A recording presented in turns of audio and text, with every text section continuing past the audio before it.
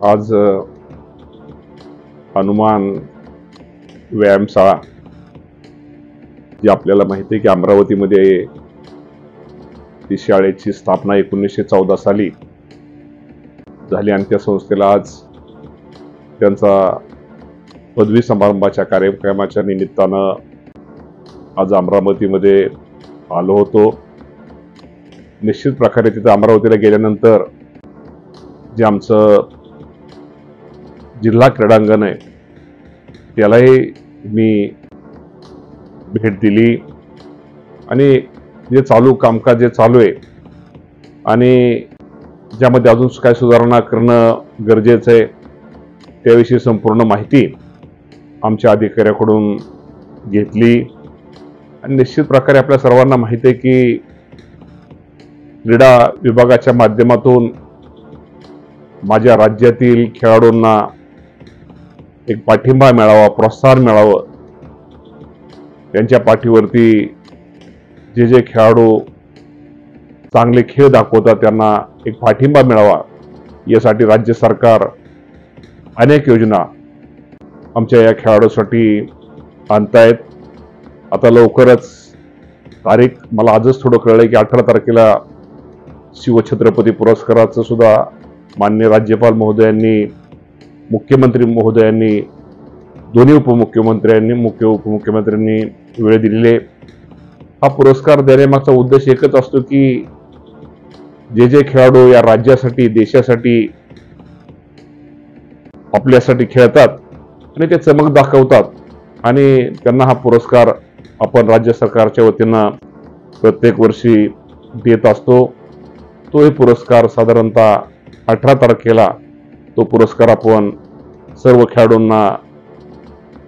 त्यांच्या गुणाच्या ह्याच्याप्रमाणे आपण निश्चित प्रकारे देतोय। मी आपल्या माध्यमातून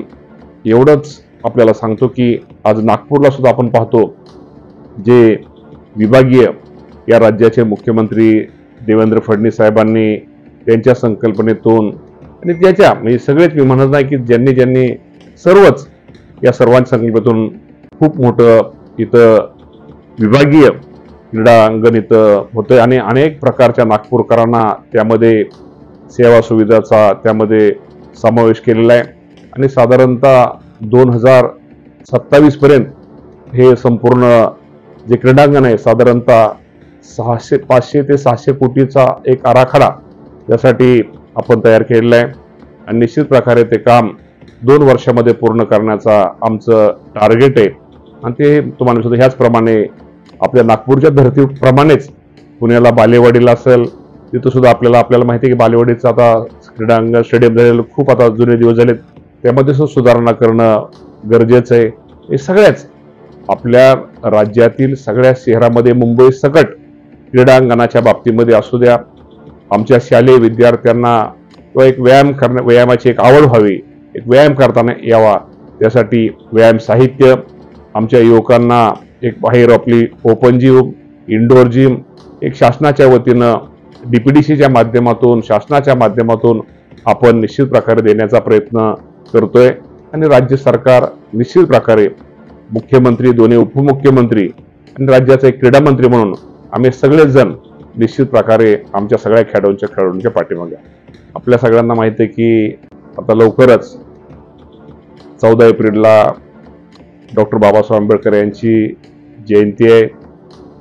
हनुमान जयंती पण आहेत। या दोन्ही जयंतीच्या निमित्तानं मी आपल्या सगळ्या राज्यातील जनतेला